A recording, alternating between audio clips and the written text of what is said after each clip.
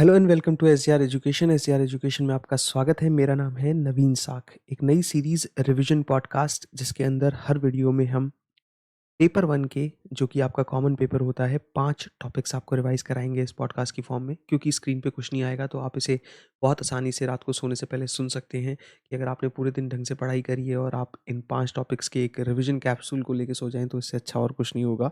इस सीरीज़ में मैं कोशिश करूँगा ज़्यादा से ज़्यादा वीडियो को पुट ऑन करने की। और पहला जो टॉपिक है जिसके बारे में हम बात करने वाले हैं वो है टाइप ऑफ रिसर्च। आपने अक्सर देखा होगा कि जो टाइप ऑफ रिसर्च है इसमें एक कन्फ्यूजन बनी रहती है कि कौन सी चीज़ जो है वो क्वालिटेटिव रिसर्च में आएगी और कौन सी चीज़ क्वांटिटेटिव रिसर्च में आएगी। ये कन्फ्यूजन होपफुली मैं आपकी इस पर्टिकुलर वीडियो और या पॉडकास्ट से जो है वो ख़त्म कर दूँगा। क्योंकि क्वालिटेटिव रिसर्चेज़ में जो सबसे कॉमन रिसर्च आती है वो grounded theory, case study, phenomenology, ethnography और नैरेटिव रिसर्च जैसी रिसर्चेज़ होती हैं। उसके अलावा हिस्टोरिकल रिसर्च हो गई, कंटेंट एनालिसिस हो गया। तो ये वो कैटेगरीज़ हैं जो बेसिकली क्वालिटेटिव रिसर्च की कैटेगरी में हम टाइप ऑफ रिसर्चेज़ को गिनते हैं। दूसरी तरफ जो क्वांटिटेटिव की मेन रिसर्चेज़ हैं जिसमें कि सर्वे, स्पेशली ध्यान रखिएगा सर्वे, क्योंकि उसे क्वांटिटेटिव की कैटेगरी में लिया जाता है, क्वालिटेटिव की नहीं। और फिर कॉजल कंपैरेटिव जिसे आप एक्स पोस्ट फैक्टो रिसर्च भी कहते हो। और फिर उसके बाद correlational research, single subject research और experimental research, quasi experimental research. ये रिसर्चेज़ की जो कैटेगरीज़ हैं वो क्वांटिटेटिव में आती हैं। और जो चीज़ें इन दोनों ही कैटेगरी में ना आके जो ज़्यादातर आप देखते हैं एक्शन रिसर्च जैसी चीज़ है वो प्रैक्टिशनर्स रिसर्च के बेसिस पे गिनी जाती है। जो प्रैक्टिशनर होता है वो डेली चीज़ों को प्रैक्टिस करता है और फिर इससे इवेंचुअली सीखता है, तो एक्शन रिसर्च उस कैटेगरी का नाम है। मैं यहाँ पे आपको एक चीज़ और बताऊँगा कि कई कन्फ्यूजन्स ना between the type of research भी रहती है लोगों के दिमाग में। जैसे कि कौशल कंपैरेटिव जो एक्स पोस्ट फैक्टो रिसर्च का ही एक तरीके से नाम है। और हिस्टोरिकल रिसर्च, इसमें लोग डिफरेंशिएट नहीं कर पाते, तो क्वालिटेटिव हमेशा जो है हिस्टोरिकल के लिए यूज़ करना है। फिर एक और प्रॉब्लम रहती है लोगों को केस स्टडी और सिंगल सब्जेक्ट रिसर्च में। दोनों एक ही से नाम है। केस स्टडी इंडिविजुअलिस्टिक होती है लेकिन सिंगल सब्जेक्ट 8 से 10 लोगों के बीच में होती है, जिसका ज़्यादातर फोकस इस बात पे होता है कि रिसर्च जो है वो क्वांटिटेटिव नेचर में गिनी जाती है। फिर जो क्वासी एक्सपेरिमेंटल और एक्सपेरिमेंटल होती है, तो क्वासी एक्सपेरिमेंटल होती ज़रूर आपके ऐसे मुद्दों पे हैं जो सोशल मुद्दे हैं, लेकिन उसका नाम हाफ एक्सपेरिमेंटल है, सूडो एक्सपेरिमेंटल है इसी वजह से। हमारे टॉपिक नंबर 2 पे जो है वो शिफ्ट करते हैं, जो बेसिकली है टाइप ऑफ रीज़निंग। आपके लिए एक बहुत ही कॉमन सवाल अगर आपने देखा है तो रीज़निंग कई तरह की होती है, लेकिन जिसमें 5 ऐसी टाइप्स हैं जो बहुत कॉमन है। मुझे एक चीज़ और ज़रूर जाननी है सेकंड टॉपिक के बारे में बात करने से पहले कि ये सीरीज़ आपको कैसी लगी? क्योंकि इस पर्टिकुलर सीरीज़ में आपके 5 टॉपिक अगर इस फॉर्म में आप कहीं भी ईयरफ़ोन लगा के जिसको सुन सकते हैं, जिसमें देखने की ज़रूरत नहीं है रिविज़न पॉडकास्ट के रूप में। और अगर इसमें हम लोग 20 वीडियोज़ भी डालते हैं तो 100 टॉपिक पूरे हो जाएँगे हमारे। लेकिन मुझे ये चाहिए कि आप इसे ज़्यादा से ज़्यादा शेयर करें लोगों के साथ, चैनल को सब्सक्राइब करें सो दैट कि इस पे जो रिस्पॉन्स आएगा उसी के बेसिस पे मैं बाकी के वीडियोस जो है वो डालने की कोशिश करूँगा। तो कमेंट सेक्शन में हर एक इंसान टाइम निकाल के ज़रूर इसके फर्स्ट पार्ट पे लिखना कि आपको ये शुरुआत कैसी लगती है, और इसे ज़रूर सुनना ताकि आपकी रिविज़न जो है वो स्ट्रॉन्ग हो सके। तो deductive reasoning, inductive reasoning, abductive reasoning, reductive reasoning और फैलेसियस रीज़निंग, ये 4 तरह की रीज़निंग होती है। उसके बाद फैलेसियस 5वीं तरह की। तो डिडक्टिव में हम देखते हैं कि जो एब्सोल्यूट ट्रू हो, तो डिडक्टिव रीज़निंग जैसी चीज़ वेरीफ़ाई करने के काम आती है। चीज़ों को जो है ऑथेंटिकेट करने के काम आती है, क्योंकि given the premises are true it is impossible for the conclusion to be false. ये डिडक्टिव का ट्रेट हम देखते ही हैं। फिर आती है बात इंडक्टिव रीजनिंग की, जो ऑब्जर्वेबली ट्रू को दर्शाती है, क्योंकि जिसमें हम पैटर्न्स के बेसिस पे जनरलाइजेशन करते हैं, थ्योरीज बनाते हैं, तो वो प्रोबेबिलिटी को दर्शाती है। इसीलिए उसे हम कहते हैं कि what is probably true, what is observably true. Abductive reasoning होती है जो कि मोस्ट लाइकली सिनेरियो को दर्शाती है कि भाई क्या सबसे ज़्यादा इस सिचुएशन में हो सकता है सच हो। तो जो डॉग वाला एग्जांपल है कि एक लड़की जो है वो अपने घर से जाती है, और फिर जब वो अपने घर से जाती है तो आते हुए वापस देखती है कि घर तो पूरा बिखरा हुआ है और उसका डॉग बैठा होता है, तो उसका पहला शक उसके डॉग पे जाता है कि इसी ने सब कुछ किया होगा। जबकि हकीकत में कोई और भी हो सकता है जो पीछे से चोरी कर गया हो जिसकी वजह से उसका घर बिखरा हो, लेकिन एब्डक्टिवली जो है वो यही सोचेगी कि what is most likely to be true. Deductive reasoning होती है जो ये दर्शाती है कि क्या ट्रू नहीं हो सकता, व्हाट इज़ नॉट ट्रू। तो जो ट्रू नहीं हो सकता, but on the other hand contrary, हम ये नहीं जानते कि क्या ट्रू होगा, लेकिन हम ये जानते हैं कि क्या ट्रू नहीं हो सकता। फिर आती है फैलेसियस रीजनिंग, जो हम ये मान लें कि सही है, जबकि हकीकत में वो सही नहीं होता। तो फैलेसीज़ का जन्म भी इसी तरह की जो रीजनिंग की टाइप्स है उससे होता है। तो ये जो 5 सबसे कॉमन तरह की रीजनिंग है, उसका एक-एक ट्रेट हमने जो है वो डिस्कस किया है। अब हम आते हैं हमारे टॉपिक नंबर 3 एक्शन रिसर्च पे, जिसे प्रैक्टिशनर्स की रिसर्च भी कहा जाता है। आपने देखा होगा कि एक्शन रिसर्च सिचुएशनल रिसर्च होती है।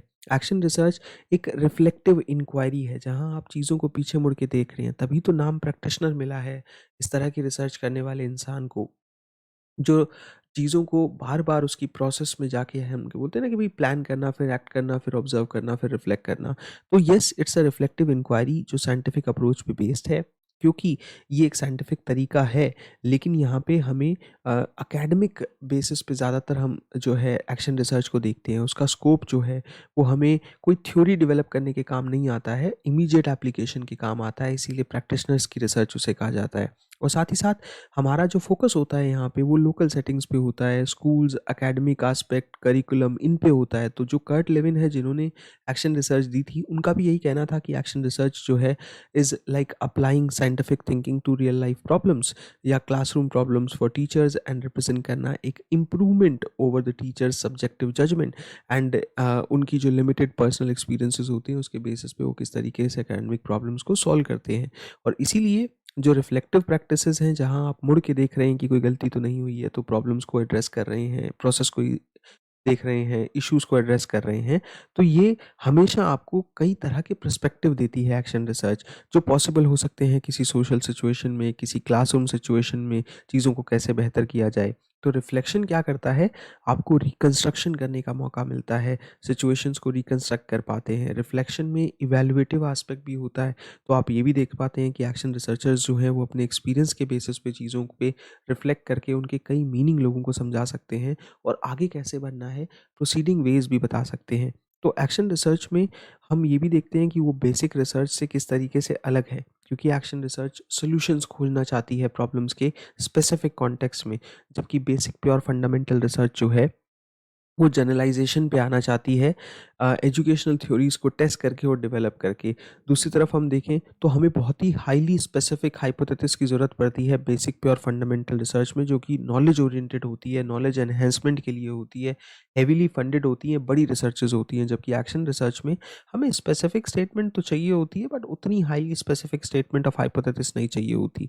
हमें लिमिटेड लिमिटेड ट्रेनिंग की ज़रूरत पड़ती है एक्शन रिसर्च करने के लिए, जबकि बेसिक प्योर फंडामेंटल रिसर्च, ये जो रिसर्चेज़ हैं, उनके लिए इंटेंसिव ट्रेनिंग की ज़रूरत पड़ती है, कॉम्प्लेक्स एनालिसिस करना पड़ता है।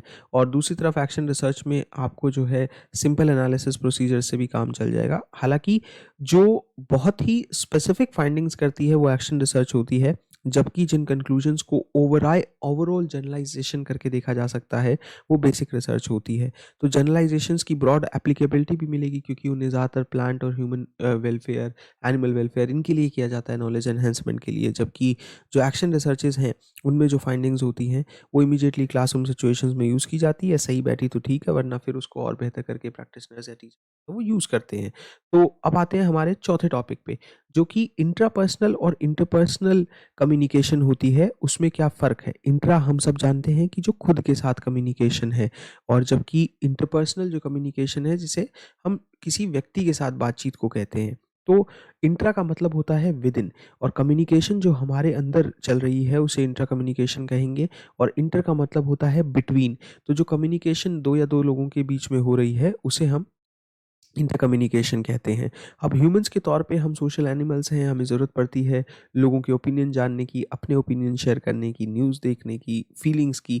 तो कम्युनिकेशन एक बहुत ही इंपॉर्टेंट हिस्सा होता है हमारी ज़िंदगी का, आप सबको पता है, और ऑटोमेटिकली हम कन्वे करते हैं message to the person surroundings, और जो कहीं न कहीं कम्युनिकेशन को इनेस्केपेबल भी बनाता है, कि कम्युनिकेशन इनेस्केपेबल है। और इसीलिए it can be interpersonal communication और इंटरपर्सनल कम्युनिकेशन। तो या तो इंट्रा हो सकती है या इंटर हो सकती है। अब इसके कुछ फ़र्क मैं आपको इस पर्टिकुलर जो है उसमें समझाना चाहता हूँ, कि इंटरपर्सनल कम्युनिकेशन इज़ वन, जहाँ पे आप खुद के साथ बात कर रहे हैं। तो यहाँ पे व्यक्ति जो इन्वॉल्व होगा, वो भी एक ही होगा, और ये कॉन्टिन्यूअस होगी। लगातार एक व्यक्ति अपने आप से बात करता है। कई बार आपने एक कहावत भी सुनी होगी, जो बेवकूफ़ाना कहावत है, कि पागल व्यक्ति खुद से बात करता है। जी नहीं, सब व्यक्ति, हर इंसान इंडिविजुअल अपने आप से बात करता है, इसमें कोई ऐसा ट्रेट नहीं है। और पागल वर्ड भी ख़ैर एक गलत ही वर्ड है इस लिहाज़ से देखा जाए। थिंकिंग एनालिसिस के बहुत काम आती है इंटरपर्सनल कम्युनिकेशन जब भी हम थिंकिंग एनालिसिस करते हैं, और एक व्यक्ति का जो इंटरनल सेंस इन्वॉल्व्ड होता है इसमें, जबकि इंटरपर्सनल कम्युनिकेशन के लिए एटलीस्ट 2 लोग चाहिए।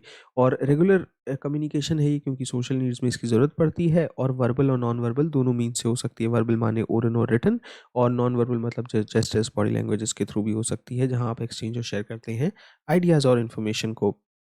एक चीज़ और मैं आपको इस टॉपिक के बारे में बताना चाहूँगा कि जैसे हमारे अंदर कुछ इंटरनल डिस्कोर्स चलते रहते हैं, जो सोलो वोकल कम्युनिकेशन हम खुद के साथ करते हैं। कभी-कभी हम खुद के लिए राइटिंग्स भी करते हैं, डायरीज़ लिखते हैं, तो वो सोलो वोकल कम्युनिकेशन के साथ-साथ सोलो रिटन कम्युनिकेशन होती है। तो ये भी एक तरीके से लेवल ऑफ इंटरपर्सनल कम्युनिकेशन में ही आती है, जो हम खुद के साथ करते हैं, जिसमें सेल्फ कॉन्सेप्ट की बात हम करते हैं, बिलीफ की बात हम करते हैं, वैल्यू की बात करते हैं, एटीट्यूड की बात करते हैं, परसेप्शन की बात करते हैं, एक्सपेक्टेशन की बात करते हैं। तो ये जो belief, value, attitude, self concept, perception, expectation, ये सारे पॉइंट्स इंटरपर्सनल कम्युनिकेशन में गिने जाते हैं। मेरी आवाज़ थोड़ी-सी ख़राब है, बिकॉज़ गला ख़राब है, जैसे कि आपने लाइव क्लासेस में देखा होगा जो मैं अभी ले रहा हूँ। आप मुझसे, अगर आप अनअकैडमी में भी रिसेंटली पढ़े हैं, तो अनअकैडमी पे भी जितनी क्लासेस थी उसमें कुछ एक क्लास की क्लासेस थी जिनमें गला ख़राब था। तो जब मैं इसे रिकॉर्ड कर रहा हूँ तो थोड़ा ख़राश आपको लग सकती है, जो मेरी कोशिश होगी कि सेकंड वीडियो तक आपको ऐसा ना लगे। फिर उसके बाद जो इंटरपर्सनल कम्युनिकेशन है उसके भी कुछ यूनिक फीचर्स हैं कि आप कभी भी इंटरपर्सनल कम्युनिकेशन को अवॉइड नहीं कर सकते। ये इनएस्केपेबल नेचर की होती है। चाहे आप किसी से कुछ कहना चाहें या ना कहना चाहें, इवन आपका साइलेंस भी बहुत ज़्यादा बोलता है, और या आपकी बॉडी लैंग्वेज बोलती है, तो ये इनएस्केपेबल है। इरिवर्सिबल है, अनरिपीटेबल है, क्योंकि एक बार जो कह दिया उसे वापस नहीं लिया जा सकता। तो neither it is reversible nor repeatable, ये पॉइंट आ सकता है पेपर में। कॉम्प्लेक्स है क्योंकि कई वेरिएबल्स इन्वॉल्व हैं, जिससे एक कॉम्प्लेक्स प्रोसेस बन जाती है। कॉन्टेक्सचुअल है क्योंकि कॉन्टेक्स्ट एक बड़ा इंपॉर्टेंट रोल तय करता है, जो हमें ज़्यादातर साइकोलॉजिकल सिचुएशंस में या रिलेशनल कॉन्टेक्स्ट में, एनवायरमेंटल कॉन्टेक्स्ट में भी देखने को मिलता है, क्योंकि कॉन्टेक्स्ट एक तरीके का एनवायरनमेंट ही है। अब उसके बाद अगर हम बात करें जो है वाटर पोल्यूशन के टॉपिक की, तो इस पे भी मैं आपका ध्यान दिलाऊँगा। ये हमारा लास्ट टॉपिक है आज का। वाटर पोल्यूशन वैसे तो एक बहुत ही बड़ा टॉपिक है, लेकिन कुछ लिमिटेड पॉइंट्स पे मैं स्पेसिफिकली बात करना चाहूँगा आपके साथ। तो जैसे कि आप सब जानते हैं कि वाटर पोल्यूशन से बीओडी, सीओडी और जो बायोलॉजिकल ऑक्सीजन डिमांड है, केमिकल ऑक्सीजन डिमांड है, ऐसे क्वेश्चन बहुत आते हैं। सोर्स ऑफ वाटर पोल्यूशन क्या होते हैं? तो देखिए, वाटर पोल्यूशन क्या है? एक तरीके से वाटर बॉडीज़ का कंटैमिनेशन है। वाटर पोल्यूशन जो है, वो तभी होता है जब वाटर बॉडीज़ जैसे river, lake, ocean, ground water, aquifers अगर कंटैमिनेट हो जाएँ। तो इसीलिए जो सोर्स हैं वाटर पोल्यूशन के, कि बहुत ज़्यादा डिफ़ॉरेस्टेशन हुआ है, पेड़ों की कटाई हुई है, इंडस्ट्रियल एफ्लुएंट्स का इस्तेमाल अगर आप बहुत ज़्यादा खेती के दौरान कर रहे हैं, अर्बनाइज़ेशन अगर बहुत ज़्यादा शहरीकरण हुआ है, सोशल और रिलीजियस प्रैक्टिसेस का बढ़ावा होना, और डिटर्जेंट्स, फर्टिलाइज़र्स का इस्तेमाल जो आजकल बढ़ा है, एग्रीकल्चर के रन ऑफ जिससे कि जो यूटोरिफिक लेक्स बन रही है, ओलिगोट्रॉफिक यूटोरिफिक लेक्स में क्या फ़र्क होता है, इसको भी एड्रेस करेंगे। तो कॉजेज़ भी यही हैं कि industrial wastage, agriculture sources, marine pollution, invasive species, underground water pollution, बहुत ज़्यादा फर्टिलाइज़र, इंसेक्टिसाइड्स इनका यूज़, जिससे कि एग्रीकल्चर रन ऑफ में जो है, ये जब बाकी नदियों में, लेक्स में जाके मिलते हैं तो प्रॉब्लम क्रिएट करते हैं। तो हम डिज़ोल्व्ड ऑक्सीजन के बारे में हमेशा पढ़ते हैं। तो याद रखिएगा कि जो डिज़ोल्व्ड ऑक्सीजन होती है, जैसे हमें ऑक्सीजन की ज़रूरत होती है, तो ऑब्वियसली मरीन लाइफ़ में भी डिज़ोल्व्ड ऑक्सीजन की ज़रूरत होती है। जो एक्वेटिक एनिमल्स होते हैं उनको। तो जब डिज़ोल्व ऑक्सीजन या डीओ कंटेंट घटता है पानी में, तो इसका मतलब होता है कि बहुत ज़्यादा ऑर्गेनिक और इनऑर्गेनिक वेस्ट मौजूद है पानी में। और इसी वजह से अगर डीओ कंटेंट 8.0 एमजी पर लीटर से कम चला जाए, तो उसे आप कंटैमिनेटेड वाटर बोल देते हैं, और अगर 4.0 एमजी पर लीटर से भी कम चला जाए डीओ कंटेंट, तो उसे आप बहुत ही हाईली पोल्यूटेड वाटर बोलेंगे, जिसमें सर्वाइवल एक्वेटिक एनिमल्स का बहुत कम हो जाएगा। तो डीओ कंटेंट पानी का डिज़ोल्व ऑक्सीजन कंटेंट नहीं जो है वो गिरना चाहिए, क्योंकि वो बड़ा क्रिटिकल होता है सर्वाइवल के लिए एक्वेटिक ऑर्गेनिजम्स के। और याद रखिएगा, ऐसे ही फिर बीओडी हम देखते हैं, जो कि बायोलॉजिकल ऑक्सीजन डिमांड है।